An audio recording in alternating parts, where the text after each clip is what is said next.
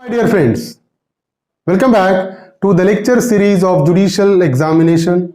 I am Dr. Wasim I Khan, Assistant Professor, Sri Shivaji Law College, Parbhani, Maharashtra, India. So in today's lecture, we will discuss Section 45A and Section 46 of Indian Evidence Act 1872. So which is a part and parcel of Chapter of Expert Opinion. So when court can seek opinion of any expert relating to any electronic record से related कब opinion expert ले सकता है या ऐसे facts जिसपे वो opinion ले सकता है, सेक्शन 45A और सेक्शन 46 में आज हम डिस्कस करने वाले हैं। साथ ही साथ हम डिस्कस करेंगे इस पर पूछे गए क्वेश्चन और ऐसे क्वेश्चन जो एग्जामिनर इस पर पूछ सकता है, प्रोबेबल क्वेश्चन भी हम डिस्कस करेंगे। So without wasting your much time, let's start the topic.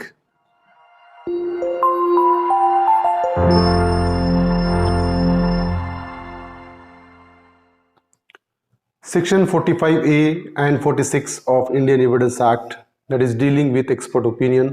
Section 45A deals with opinion of examiner of electronic evidence.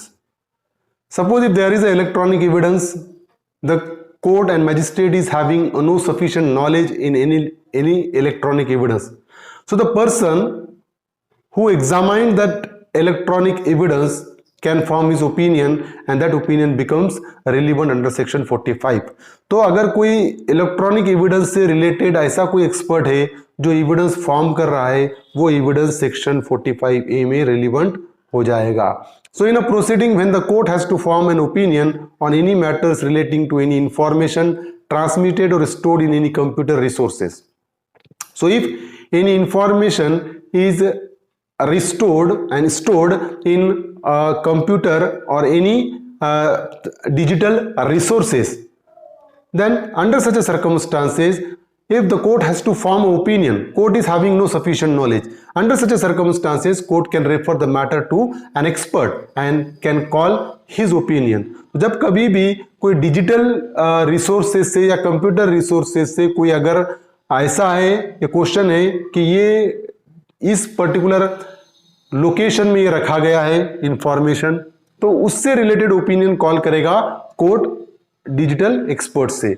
और एनी अदर इलेक्ट्रॉनिक और digital form the opinion of examiner और electronic evidence referred to in section 79 of IT act 2000 is a relevant fact.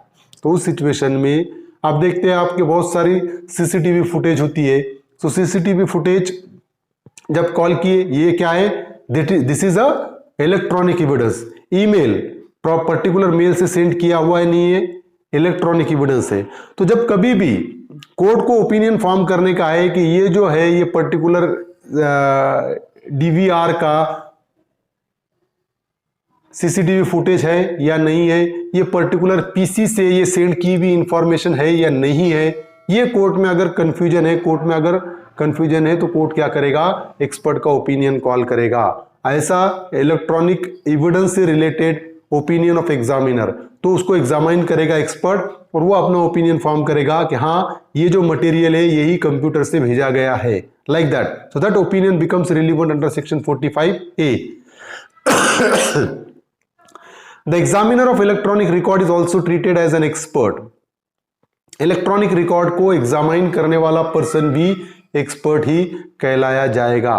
So a expert opinion in respect of a particular hardware और software in issue are relevant. So any opinion of an expert relating to any particular hardware or software in issue are relevant।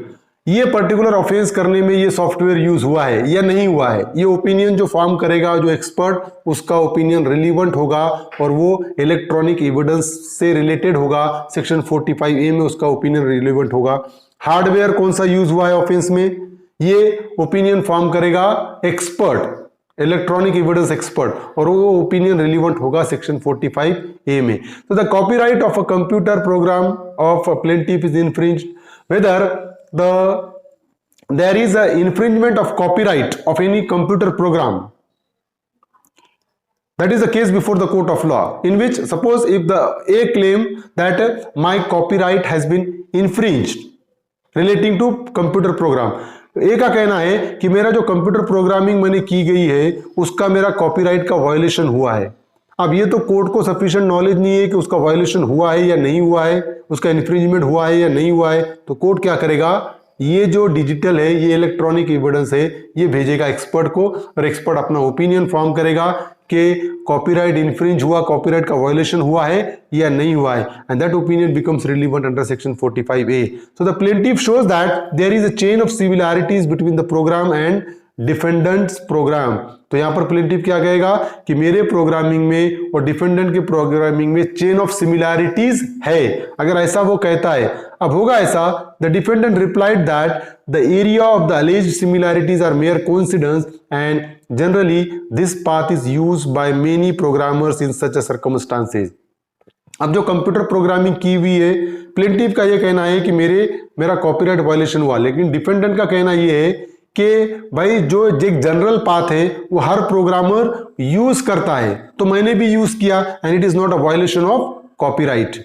Here, an appropriately qualified expert can give evidence about the nature of the routine and code in question, how they are derived by the programmers. तो अब यहां पर क्या है कि court के सामने तो ये चल रहा है कि भाई ये प्रोग्रामिंग का वायलेशन है, और प्लेंटिफ का कहना ये ऐसा है कि मैंने जो प्रोग्रामिंग यूज किया, डिफेंडेंट ने भी वही प्रोग्रामिंग यूज किया। लेकिन डिफेंडेंट का कहना ऐसा है कि जब कभी भी कोई चीज बनाना चाहेगा तो एक ही तरीके के प्रोग्रामिंग उसमें यूज होते हैं। अब यहां पर कोर्ट को नॉलेज नहीं है, तो कोर्ट क्या करेगा, कोर्ट ओपिनियन कॉल करेगा एक्सपर्ट का कि भाई इसमें वायलेशन हुआ है या नहीं हुआ है। अब एक्सपर्ट अपना ओपिनियन देगा कि यहां वायलेशन हुआ है कॉपीराइट का या नहीं हुआ है। That particular opinion becomes relevant under section 45A। अब प्रोबेबल क्वेश्चन है सेक्शन 45A पे, whose opinion is relevant as an expert under section 45A of Indian Evidence Act 1872? Handwriting expert, examiner of electronic evidence, ballistic expert, all of the above. As we have discussed that examiner of electronic evidence is and correct answer. Section 45A में हमने देखे the opinion of an examiner of electronic evidence becomes relevant. So option second is a correct answer as per provision of section 45A. अब section 46 क्या कहता है? Facts bearing upon opinion of experts. So facts not otherwise relevant are relevant if they support or are inconsistent with the opinion of experts when such opinions are relevant. अब क्या होगा कि यहां पर ऐसे फैक्ट्स है जो अदरवाइज रिलीवेंट नहीं है बट वो रिलीवेंट हो जाते हैं। क्यों? इफ दे सपोर्ट्स और are inconsistent with the opinion of expert. क्या ऐसे फैक्ट्स जो एक्सपर्ट के ओपिनियन को सपोर्ट कर रहे हैं या उससे इनकंसिस्टेंट है, When such opinion are relevant, जब एक्सपर्ट का ओपिनियन रिलीवेंट है और ऐसे फैक्ट जो अदरवाइज रिलीवेंट नहीं है लेकिन वो फैक्ट जो ओपिनियन है एक्सपर्ट का उसको सपोर्ट कर रहे हैं या उसके अगेंस्ट में जा रहे हैं, तो वो जो फैक्ट जो अदरवाइज रिलीवेंट नहीं है वो सेक्शन 46 में वो रिलीवेंट हो जाते हैं as to opinion of expert. कैसा? इलस्ट्रेशन के जरिए हम समझने की कोशिश करेंगे। Suppose the question is whether A was poisoned by a certain poison. अब क्वेश्चन है कोर्ट के सामने कि भाई ए को एक पर्टिकुलर किस्म का पॉइजन दिया गया था क्या, सर्टेन पॉइजन। फॉर एग्जांपल एक पॉइजन है जो ए को दिया गया है या नहीं दिया गया है, ये कोर्ट के सामने क्वेश्चन था। अब कोर्ट के सामने जो क्वेश्चन था उसका देखो, the fact that other person who were poison, दूसरे पर्सन जिनको जहर दिया गया था बाय दैट पॉइजन, जो वही पॉइजन जो कि इशू में है। फॉर एग्जांपल एक पॉइजन है कि बी नाम का पॉइजन है, फॉर एग्जांपल बी नाम का पॉइजन ए को दिया गया है या नहीं दिया गया है, ये कोर्ट के सामने क्वेश्चन है। अब हुआ ऐसा कि फैक्ट ऐसा है कि जो बी नाम का पॉइजन दूसरे लोगों को दिया गया था, एग्जिबिटेड सर्टेन सिम्टम्स, वो जो सिम्टम्स एग्जिबिट कर रहा था, वो जो सिम्टम्स बता रहा था, विच एक्सपर्ट अफर्म्स और deny to be the symptoms of that poison is relevant. समझ रहे हो कि दूसरे लोगों को वही जहर बी नाम का दिया गया था, वो जो सिम्टम्स बता रहा था वो सिम्टम्स बी नाम के जहर के ही है या नहीं है। अगर ये ओपिनियन एक्सपर्ट का आता है तो वो रिलीवेंट हो जाएगा इस केस में। ए का जो केस है जिसमें कोर्ट के सामने क्वेश्चन है कि बी नाम का पॉइजन ए को दिया गया है नहीं दिया गया है। अब डॉक्टर ने दूसरे केसेस में बी नाम का जहर दिया गया था और उसमें कोर्ट ने उसने उस पर्सन ने, डॉक्टर ने ओपिनियन दिया था, दूसरे केस में ओपिनियन दिया था कि वो जो सिम्टम्स है वो बी पॉइजन के ही है या वो सिम्टम्स बी पॉइजन के नहीं है, तो वो ओपिनियन इस केस में रिलीवेंट हो सकता है. That is relevant in this particular case as per provision of section 46. Another example.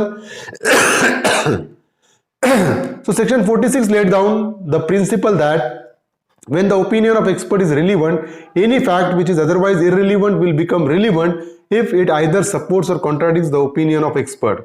तो क्या होगा कि सेक्शन 46 ये कहता है the principal that when the opinion of expert is relevant, जब कभी भी एक्सपर्ट का ओपिनियन रिलीवेंट है तो एनी फैक्ट, आप कोई भी फैक्ट रहने दो, विच इज अदरवाइज इररिलीवेंट, ऐसा फैक्ट जो अदरवाइज इररिलीवेंट है विल बिकम रिलीवेंट, वो रिलीवेंट हो जाएगा इफ इट आइदर सपोर्ट्स और contradict the opinion of expert. क्या ऐसा फैक्ट जो अदरवाइज इररिलीवेंट है वो रिलीवेंट हो जाएगा क्योंकि वो ओपिनियन, एक्सपर्ट के ओपिनियन को सपोर्ट कर रहा है या उसको कॉन्ट्राडिक्ट कर रहा है या उसके अगेंस्ट में जा रहा है. State of Haryana versus Bhagirath, that is the case. It was held that the court is not bound by the opinion of a medical expert but has to form its own opinion. तो court medical expert के opinion का bound नहीं है, बंधन कारक नहीं है उस पर, but he has to form its own opinion, but के कोर्ट खुद अपना ओपिनियन फॉर्म कर सकता है. इन this case the medical witness ruled out the possibility of 2 successive blows by a sharp weapon falling at the same time. तो यहां पर medical witness ने क्या किया, मेडिकल ओपिनियन ऐसा आया कि उसने रूल्ड आउट किया, उसने पॉसिबिलिटी को रूल्ड आउट किया. उसने बोला कि नहीं, यहां पर 2 सक्सेसिव ब्लो शार्प वेपन से नहीं किए गए हैं, 2 बार उसको वार नहीं किया गया है शार्प वेपन से. The court rejected the opinion and accepted the prosecution version. But the court ने क्या किया, मेडिकल ओपिनियन को रिजेक्ट किया और प्रोसिक्यूशन का जो वर्जन था उसको कोर्ट ने एक्सेप्ट किया. तो ऐसे कुछ मेडिकल एग्जामिनेशन, जो मेडिकल एक्सपर्ट का जो ओपिनियन है उसको सपोर्ट जो करेंगे फैक्ट, वो रिलीवेंट हो जाएंगे. हालांकि अदरवाइज वो रिलीवेंट नहीं है केस में, लेकिन वो रिलीवेंट हो जाएंगे वो जो सपोर्ट करने दो या कॉन्ट्राडिक्ट करने दो. सेक्शन 46 ये प्रोविजन बताता है. तो it is treated that where the eye witnesses accounts is found credible and trustworthy, medical opinion pointing the alternative possibilities is not acceptable and conclusive.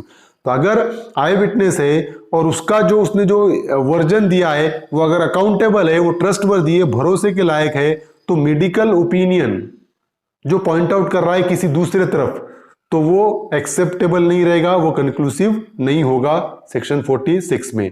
तो ये थे प्रोविजन सेक्शन 45A और section 46 which we have discussed. I hope you understand this topic, and if you understand this topic, please subscribe my channel, hit the notification button, hit the like button and share this video with your friends. Thank you very much.